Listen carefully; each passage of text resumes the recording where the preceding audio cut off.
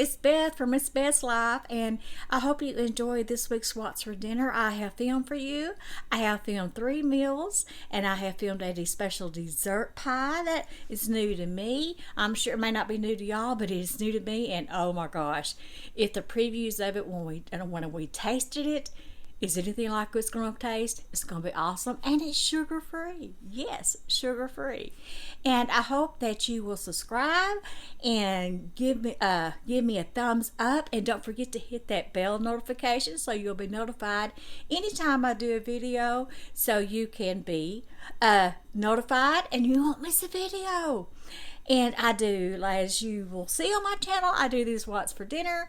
I have started doing a laundry chitter chatter, and I still do my plan with me's, and I do some vlogs every once in a while when I have errands to run. So anyway, guys, I'll see you next week. Hope you enjoy. Okay, guys, we're going to start with the first meal, which is purple whole peas with a ham hock cooked in it with homemade cornbread. Oh yes, our neighbor brought us vacuum sealed fresh purple whole peas from his garden, and yes, I had to cook them. I cooked them slow all day in my Ninja on low, I believe, and it was for like 6 to 8 hours. Guys, oh my gosh, heaven, I'm telling you, heaven. So all I did was add one of his ham hocks, and then one of the other ham hocks, the other ham hock. Can't even talk. The other ham hock, Keith vacuum sealed and is in the freezer for the next time we cook. And then I'm just going to add seasonings. I'm going to add pepper, and I'm not going to add a whole lot of salt because I know that ham hock is going to have some salt, but I do add some seasoning salt to it. And it turned out, guys, I added the perfect seasoning. It wasn't too salty, and it was just loved it. And then I'm just going to add some water, and I probably about an inch or maybe even 1.5 inches above the purple whole peas. Purple whole peas do not cook. One thing about cooking those, you don't have to worry about them expanding. They don't expand, so you don't have to worry about having too much liquid in there. But I did want to make sure I had enough to cook it all day. And then we're going to go on to the cornbread. Y'all have probably seen me cook this so many times. But I start off with putting some oil in the bottom of my cast iron skillet.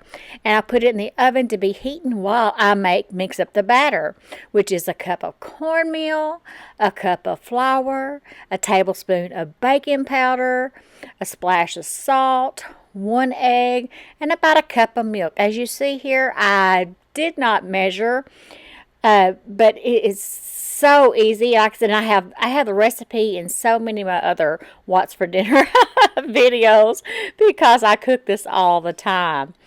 And I'm going to cook this, and then we'll have it with the purple whole peas. And that is literally what we had for supper that night, was the purple whole peas and the cornbread.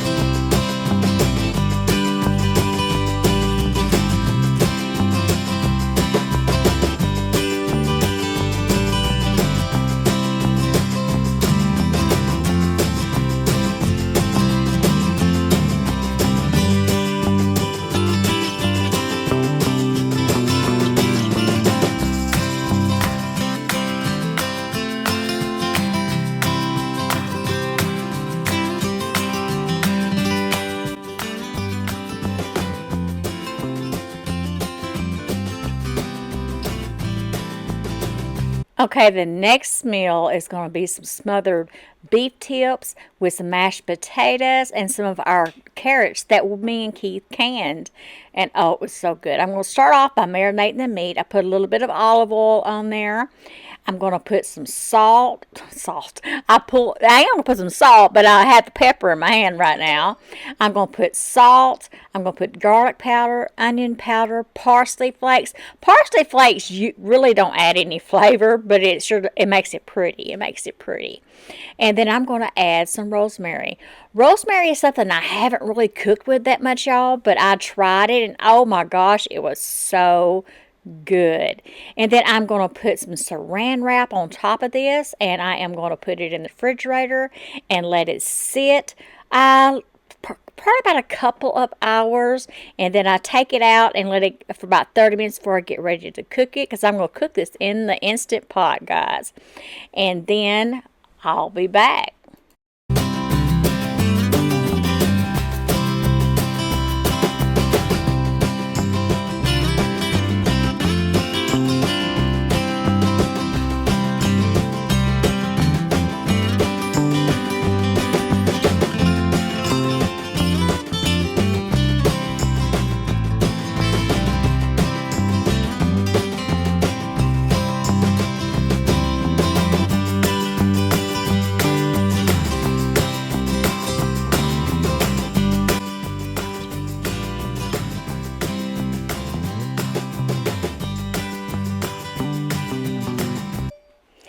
And here is where you'll see me opening up the carrots that me and Keith just canned probably maybe a week ago.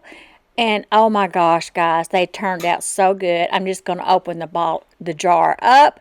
I'm going to pour them in my pan, add a little bit of salt, a little bit of pepper, and some honey, and about a tablespoon of butter, and just cook them on slow on my stove. And they were so, so good.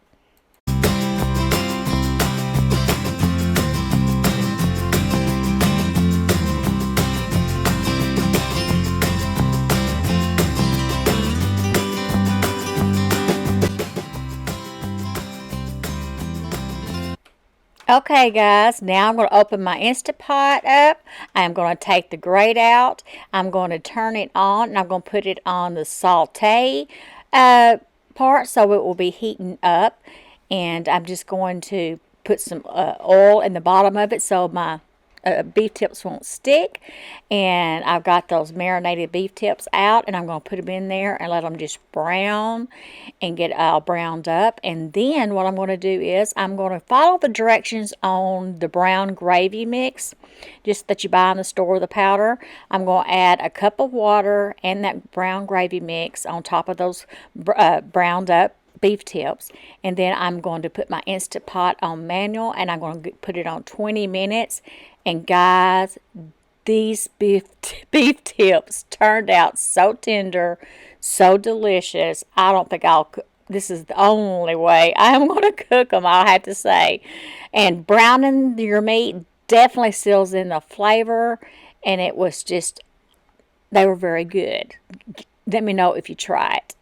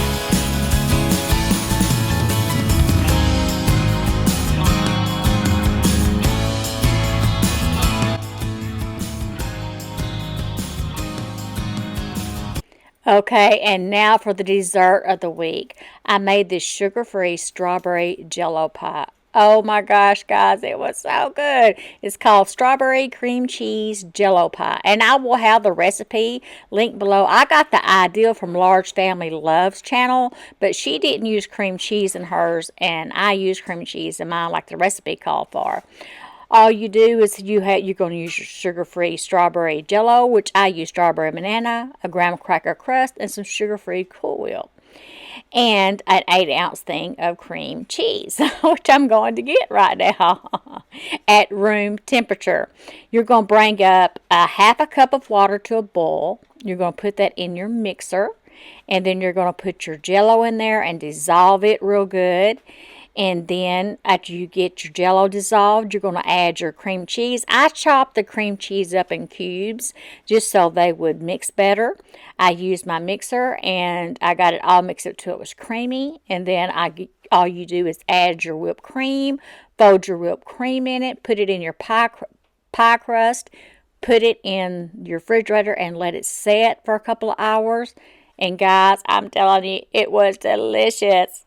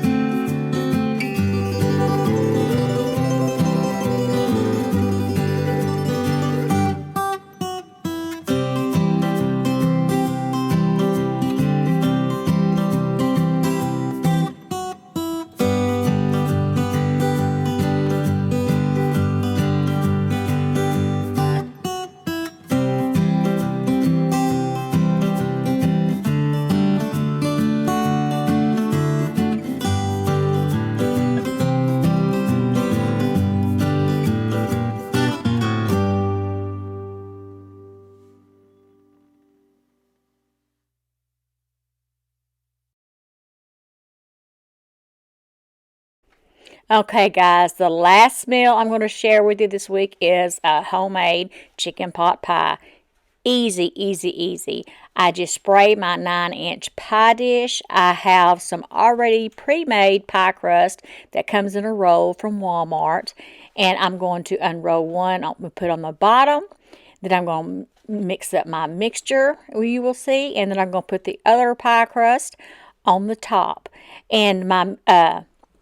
And as you will see on these pie crusts, you keep them in your freezer.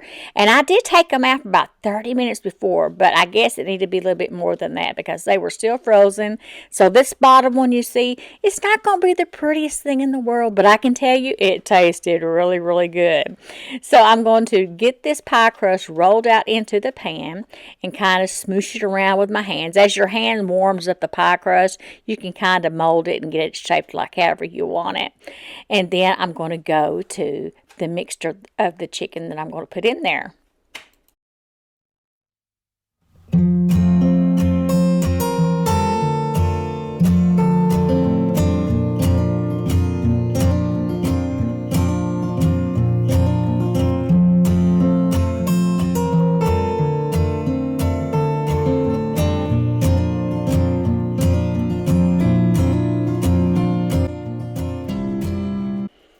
Okay, guys, and so after I got the pie crust done, I started on the filling. The filling is so easy, guys. I had a 1.5 chicken breast that I had in my freezer, already cooked, already boiled from the last time I had cooked some chicken.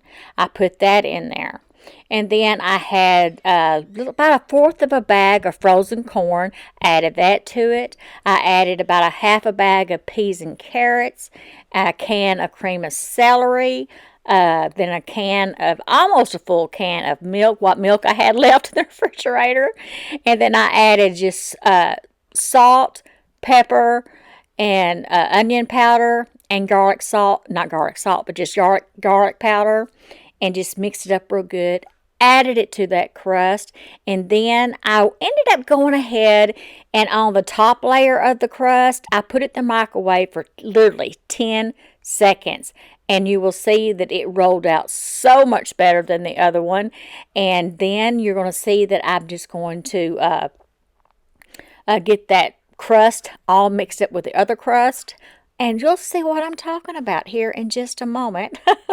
And make more sense. It may not have come out the prettiest, guys, but I'm telling you, it did taste good. And I did finish off the top of it with a tablespoon of melted butter, just to make it brown good. And also, I cut like 3 slits in it so it would vent. And it ended up cooking at 375 for right at an hour. Yes, it was right at an hour, but oh my gosh, it was worth the wait, guys. Worth the wait.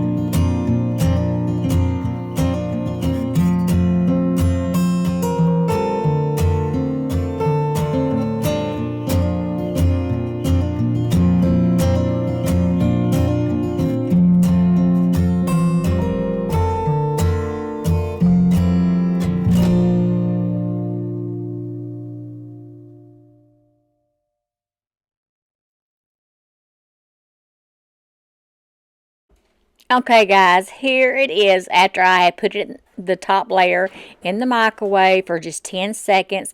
As you can see, it didn't seize up. It wasn't still frozen in parts, so it spread over the top very easy. And like you will see, I just kind of moosh it in with the other pie crust just so it kind of meets so the filling won't go everywhere in the oven. And then I just put some butter on it, do the slits. I cook it for an hour at 375, and you'll see what it looks like, guys.